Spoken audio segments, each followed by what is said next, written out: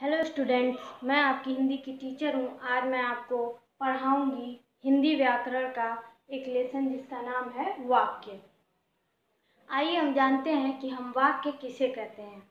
आप जानते हैं कि जब बच्चा छोटा होता है, यानी जब वह एक बिल्कुल शैशवावस्था में छोटा शिशु होता है, जब बच्चा पैदा होता है तो वह धीरे धीरे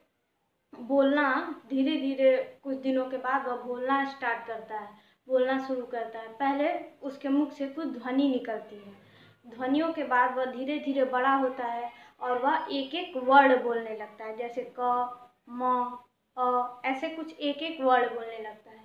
फिर वह धीरे धीरे उसकी उम्र बढ़ती है और वह उसके बाद और सीखते जाता है भाषा को, और वह वर्डों को मिला के शब्द बोलना स्टार्ट कर देता है। जैसे पहले वह सिर्फ वर्ड बोलता था, क म ऐसे अलग अलग। फिर लेकिन जब वो थोड़ा सा बड़ा होता है, उसकी आयु बढ़ती है, तो वह वर्डों को मिला के शब्द बोलने लगता है। जैसे वह क म ल ऐसे एक एक वर्ड बोलता था, लेकिन वह अब उसको मिला के कमल पूरा एक शब्द बना के बोल लेता है। उसके बाद फिर जैसे जैसे उसकी आयु बढ़ती है, वह उस कमल शब्द के आगे भी बोलना स्टार्ट कर देता है और एक शब्दों को मिलाकर वाक्य भी बोलना स्टार्ट कर देता है। जैसे वह सिर्फ बोलता था कमल, अब वह बोल सकता है कि यह कमल का फूल है। ऐसे वह जैसे जैसे उसकी उम्र बढ़ती है, वह वाक्य भी बोलना स्टार्ट कर देता है। ऐसे हम समझते हैं कि वर्णों से मिलकर हमारा क्या होता है, शब्दों का निर्माण होता है, और शब्दों से मिलकर हमारा क्या होता है, वाक्यों का निर्माण होता है।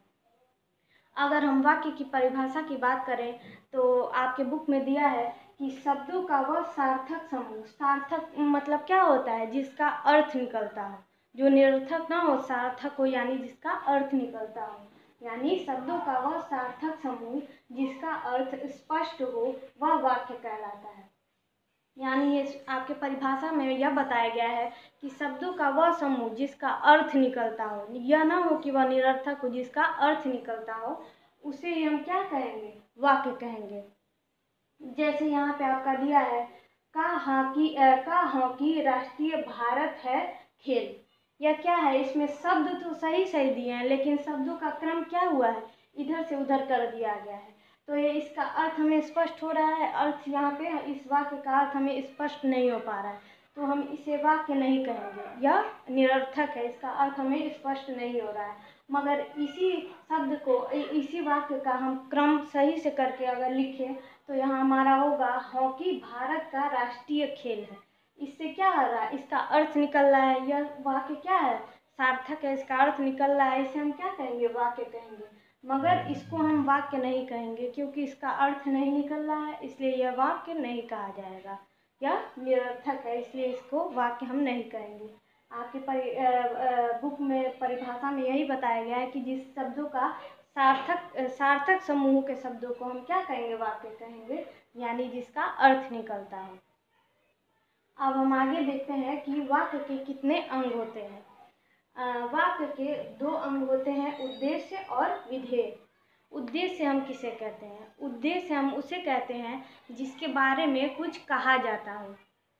उद्देश्य हम उसे कहते हैं जिस व्यक्ति के बारे में कुछ कहा जाता हो, उसे ही हम उद्देश्य कहते हैं। उद्देश्य में मुख्य रूप से कर्ता आता है।